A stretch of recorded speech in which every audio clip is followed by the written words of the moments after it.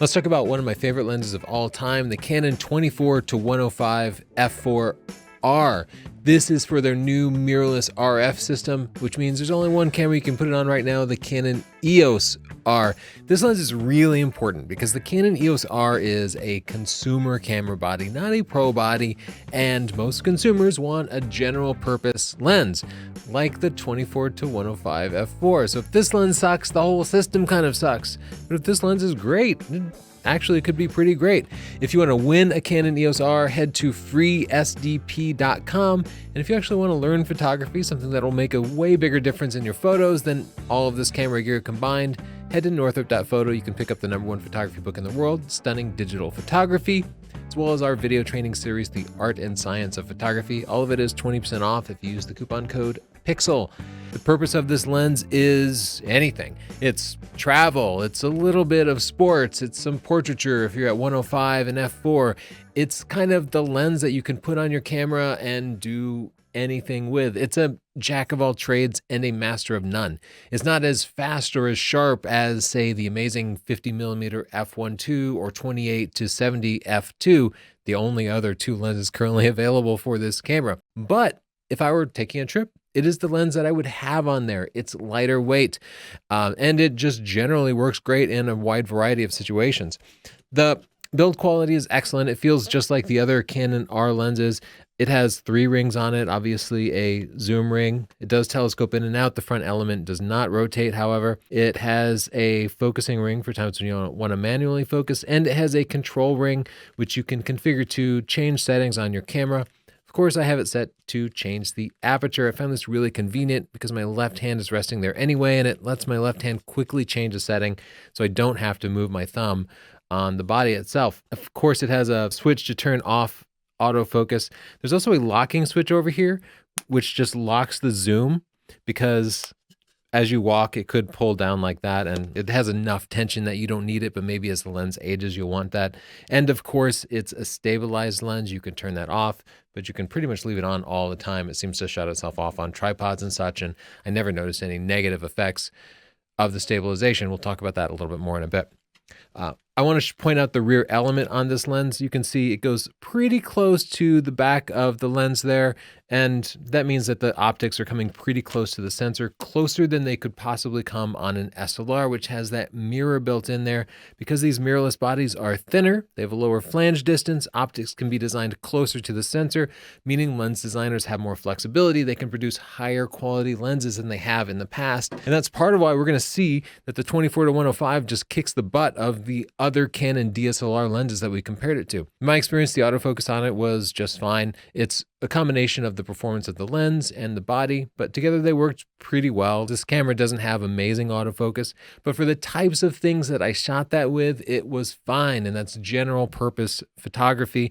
For example, we have some pictures here, you know, like regular vacation shots. I held it out at arm's length and it focused on our faces just fine.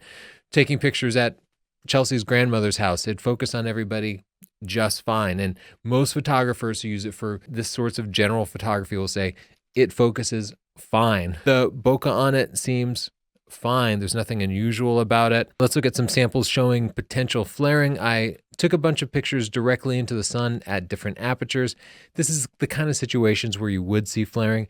At f4.5, you can see a little bit of starburst here through the tree, but no real flaring. At f16, you can see some flares start to appear here. As I cranked it up, I saw more and more flaring. A little bit of visible flaring right here at f16, but pretty much wide open. There's nothing distracting. It's one of those situations where I did it just in case there was a problem, but I really didn't discover anything.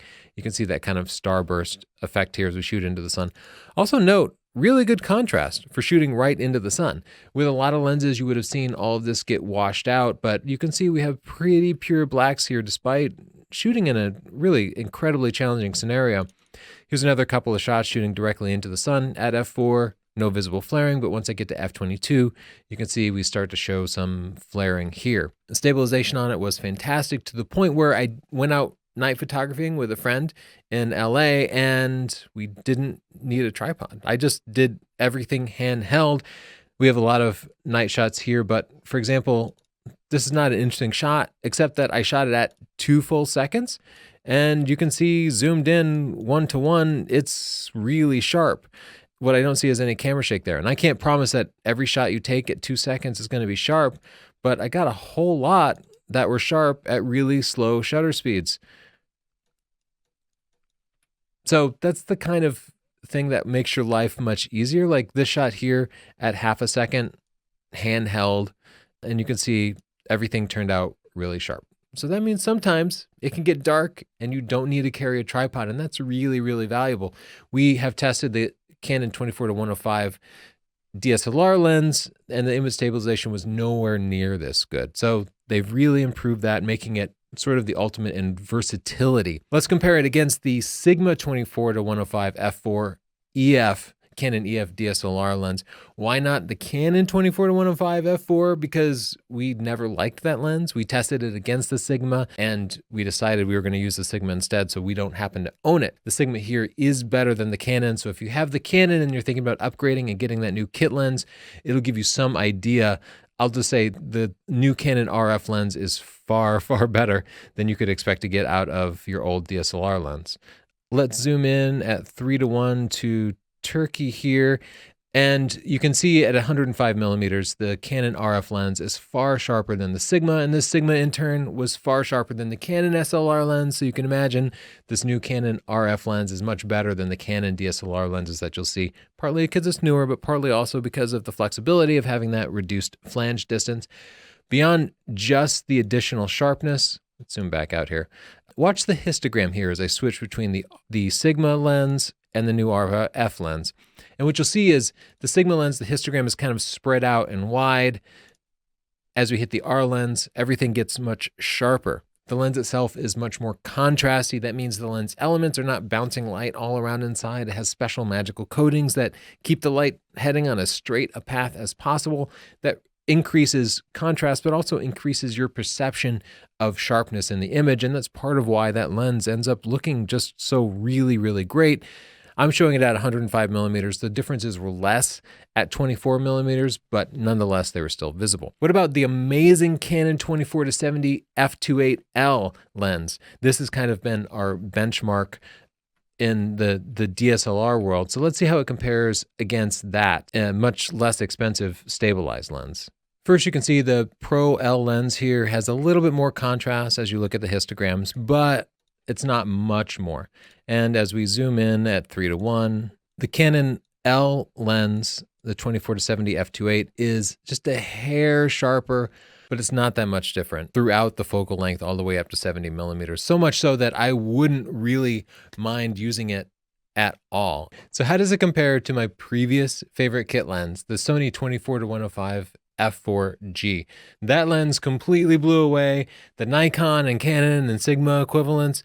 I compared them side by side, and they're actually really, really similar. Similar enough that it's not that interesting. There's a little bit of sharpness difference, but I attribute that mostly to the fact that if I compare the Canon EOS R to the Sony a7 III, well, the Canon EOS R has more megapixels. If I compare it to the Sony a7R III, now Sony wins again, but the camera body has more megapixels. In other words, both those lenses seem roughly equivalent, and I would be very happy with either one of them. If you want to see this lens used while vlogging, head to sdp.io/sdfail, where I recorded a whole video with it, and you'll see lots and lots of video shot with it. And if you want to get it, you can use this link right here. It's a lens I highly recommend with the EOS R. It's like the must-have lens. It's just a great walking around lens, probably better than any other lens we've tested for that purpose.